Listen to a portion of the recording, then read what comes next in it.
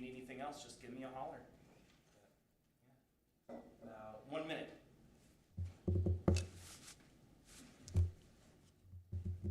Welcome everybody, by the way. Thank you for being here. Corey, you good? Okay. Should check with the tech guy before I was like, we're gonna start. Surprise. Right?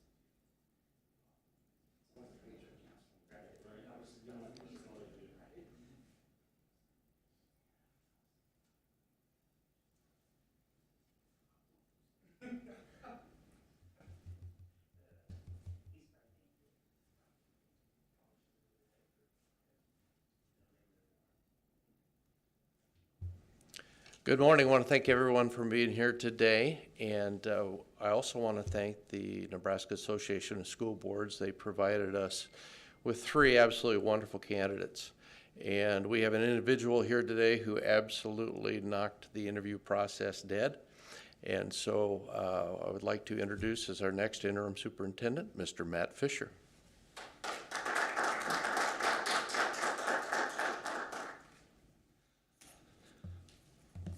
Well, I'd also like to extend my thanks to each of you for being here this morning.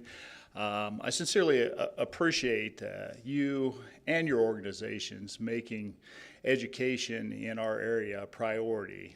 And that's not only today, but every day.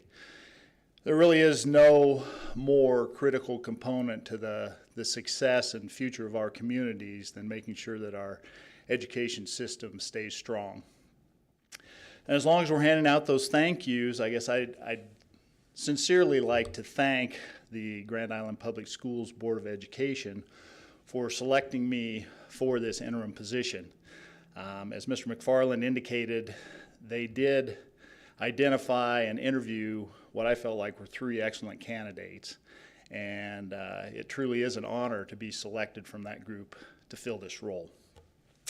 So before we dive into where we're going, I thought it might be helpful just to provide a quick review of where I've been. Prior to coming to Grand Island 10.5 years ago, I had 26 years in education. I started out my career in Bassett up in north central Nebraska at Rock County Schools. I was a math and computer science teacher to start with and eventually became the high school principal there. After 12 years there, my family and I relocated to Imperial, Nebraska out in the southwest corner of the state.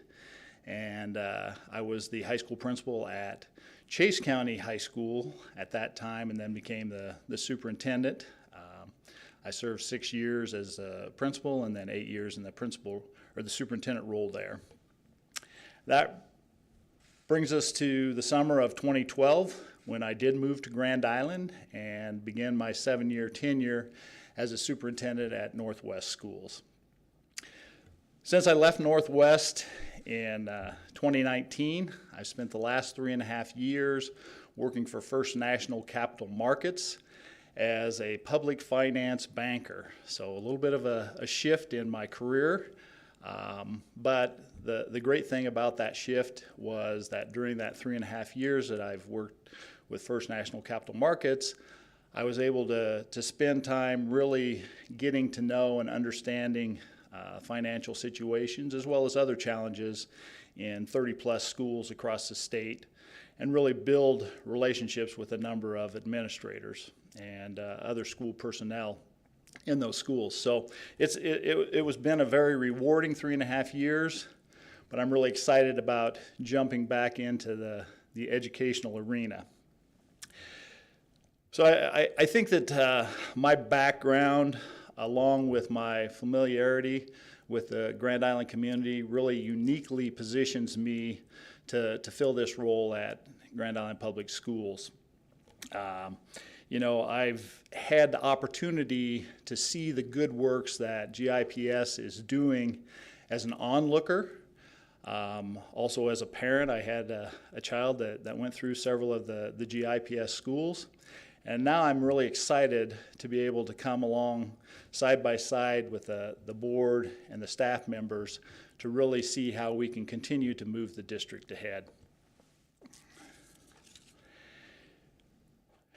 As I work towards being ready to hit the ground running when my first official start date of February 1st rolls around, I'm seeking opportunities to connect with as many board members, staff members, and other stakeholders as possible. I really feel like a part of where I need to be is weaving together as many perspectives as possible, and then taking the ideas that come out of that work and meshing them together with the plans and vision of the district that are already in place. As we work through that planning and thinking about the allocation of funds to bring about those plans, I think it's really critical that we continue to keep a focus for all of the thought process on what truly is in the best interest of our students. And I think that with the diversity that exists in the Grand Island school system, there's a unique challenge that goes along with keeping that student-centered focus. And I'm really, you know, looking forward to having that chance to work with the staff and the board members to identify what we already have in place and what challenge we need to address in that area as we move along. I think that's going to be a really great growth opportunity for me, and I certainly see a lot of unique and very exciting opportunities that our diversity presents. So I certainly see as we move ahead that there is plenty of work to be done in the next year and a half. I don't think I'll have any trouble keeping busy. You know, during that time, I'm really looking to build strong relationships with our Board of Education, strong relationships with the staff, and then strong relationships with the other stakeholders in the community. I think it's as we think about the excellent people that are in place in the district, and there are many, many of those people filling all kinds of different roles across the district. I think it's highly important that we make sure that those people are supported and have the resources that they need to do the difficult work that they do on a daily basis. So I think that has to be a focus. And then obviously figuring out where to go with the limited resources that the district has will be a critical component of how we move the district ahead. So with that said, I think that what we'd like to do at this point in time is really open things up. Again, thank you to all of you for being here today, and you know, I'm excited to get started down this new journey, and would welcome any questions that you might have about where we're going. Yeah, I'm curious as to February 1st, what's the first thing you're going to do in terms of working with the school district? What are you going to do? What's your first priority? Well, February 1st is my official start date. I certainly plan on spending considerable time in the district prior to that February 1st timeline. So I think when February 1st rolls around, the first thing that I really want to do is grow my understanding of what, you know, the needs and the opportunities are. And so I've already started having dialogue with board members just to help me understand where their priorities are and what things they want to see happen in the district as we move ahead. And I'm going to begin discussions actually right after this press conference with some of the various administrators, and then as we move along, trying to identify different staff members as well as community groups to get feedback. I had a chance to attend the key communicators meeting yesterday, and that was very helpful in terms of, you know, getting some perspective not only from school people, but also from the community at large.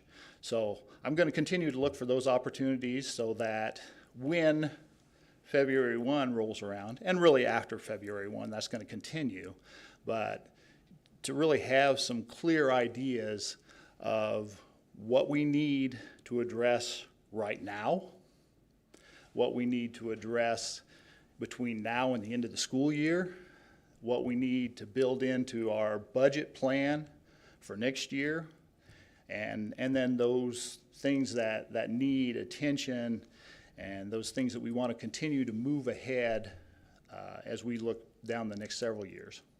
And at a glance, what needs that attention? Well, I think not unlike every other district in the state, staffing I think is a huge issue. I've had several conversations with Brian Court, our retention and recruitment person, and he would certainly tell you the same thing, that there are a limited number of teachers out there right now, and making sure that we are able to attract teachers is certainly important, but probably as important or more important is making sure that we figure out how to keep the good teachers that we have here.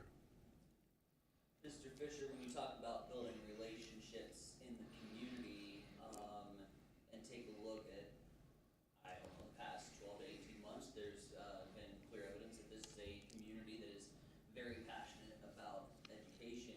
Talk about, maybe from your standpoint, as interim over the course of the next 17 months, some of the work that you plan on doing to help build those relationships within the community and help change the culture. Well, I think certainly one of the things that I want to do is I want to be very visible across the community. I want to be very approachable. I think being able to hear from people, I think is going to be super critical in my position. I have to be an avid listener in order to be an effective leader in this district. I have a lot to learn. Even though I've lived in Grand Island, and certainly had a chance to look at things, there's a lot I have to learn about our staff. There's a lot I have to learn about, our board and where the board sees the district moving. And then I have to be able to listen to the public and gain perspective on where the public would like to see us go. I think you're absolutely right. I think there is a high degree of passion about the school systems in Grand Island, and I think that's great. We wouldn't want it any other way. And I do think, and this is going back to my Northwest days, one of the things I always said about Grand Island is that we're blessed to have good school systems and choices for our students in the community. If a student wants a certain part of an education, they can choose what school best fits them, and I think that's certainly an advantage that we have in Grand Island. We've got different size schools, and I think they're all good. And I think making sure that we're listening to our public and making sure that Grand Island Public Schools is fitting the needs that our public is identifying for us, I think is really important. Matt, thinking of your work at Northwest, if I remember when you came on, you had about half your school board maybe was new. You had a middle school issue that was kind of divisive. Are there any lessons learned from that maybe are applicable here, I guess, with several new board members and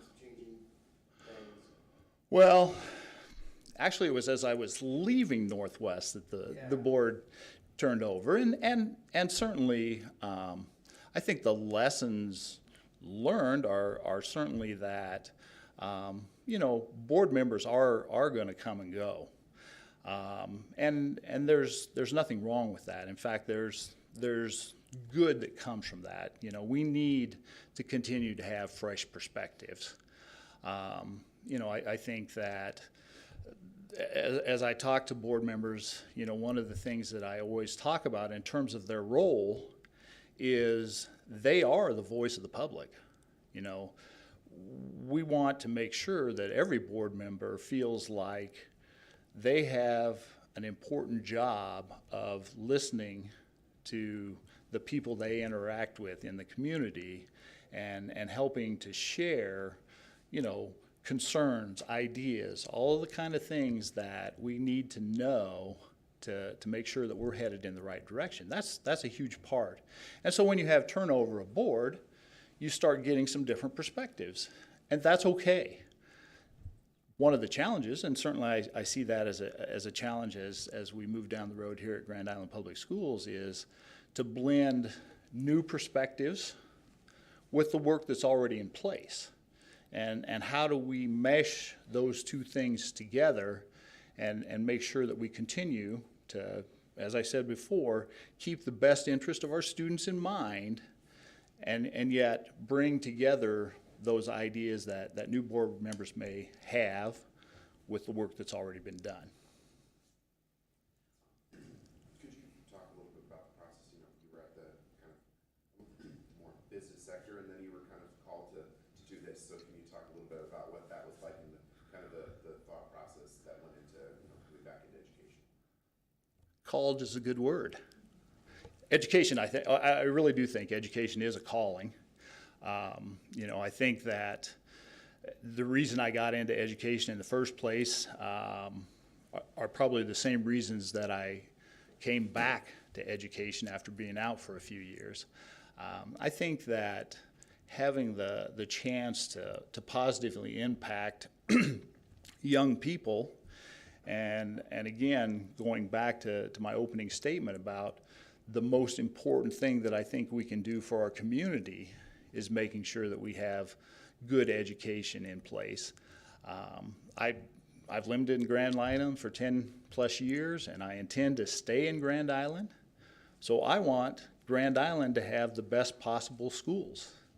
So if I can step into a role and help that happen, then I think it certainly is a calling for me to do that, and along the way be able to impact more students in this district than I've ever had the chance to impact in the other districts that I've been in. So I think that really is why I made that decision to come back to education. Mr. Fisher, listening to your interview from last week with the Board of Education, towards the end, you made it pretty clear that this isn't something that you want to be a short-term stop for you. This is something that you could potentially, hopefully, see yourself continuing to do.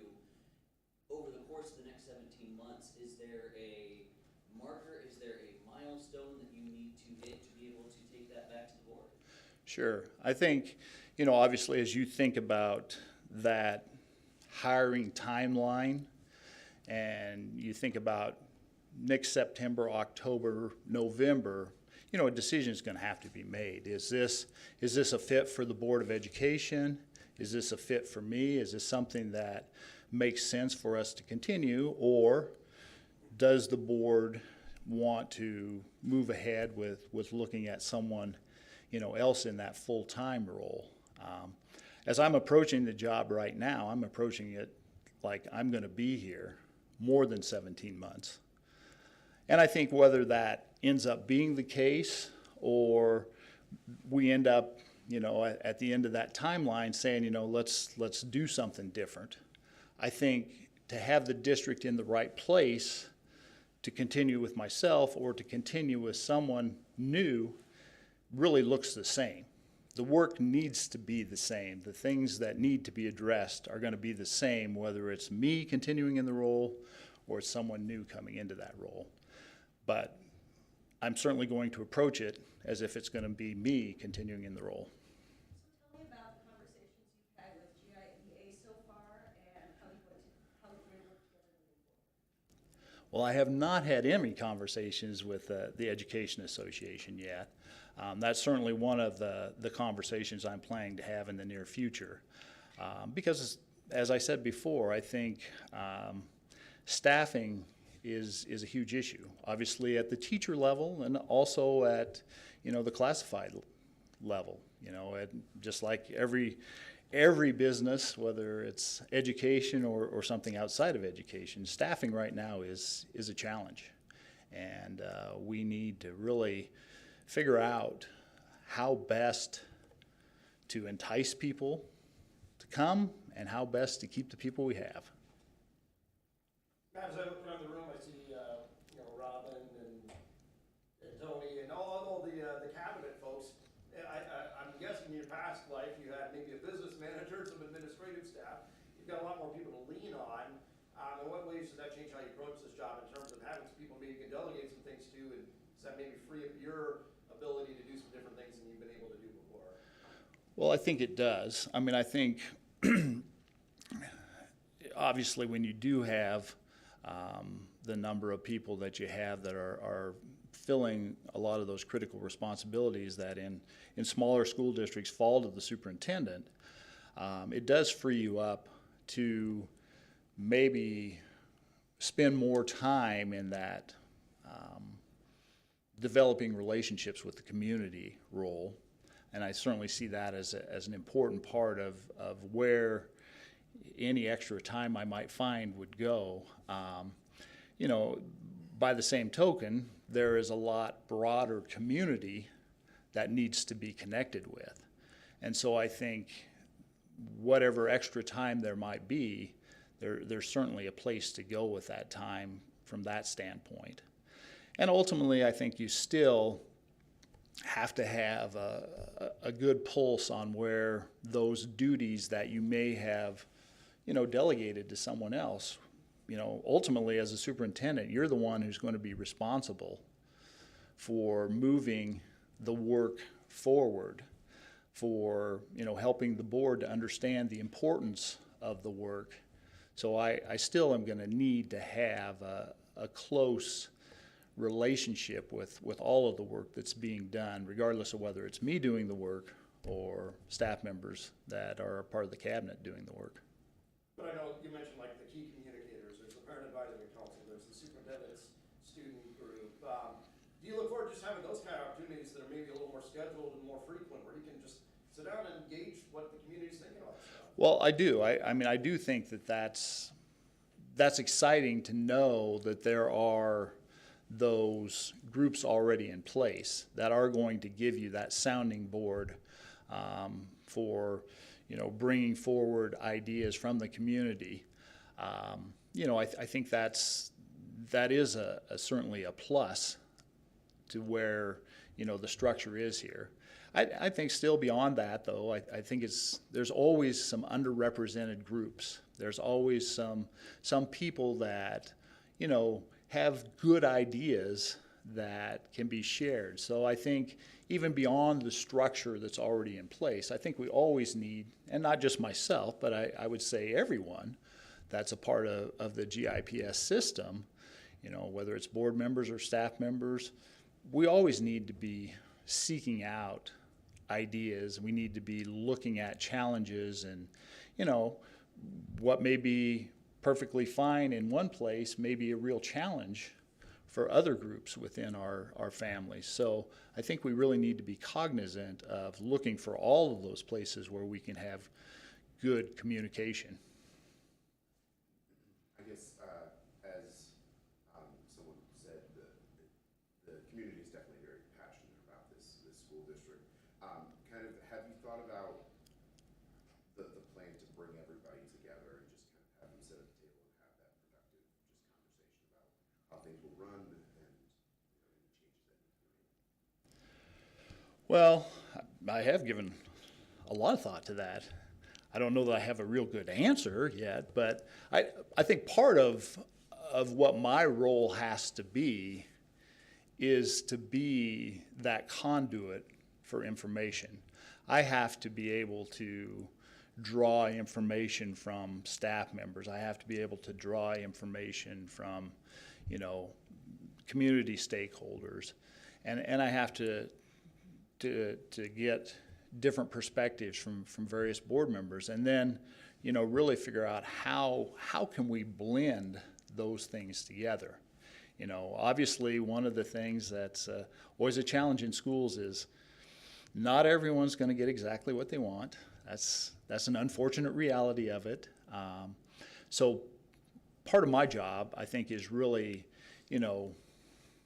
sifting through ideas, sifting through information, sifting through challenges, sifting through opportunities, and really thinking about, well, how do we bring all this together? Now, you don't do that alone.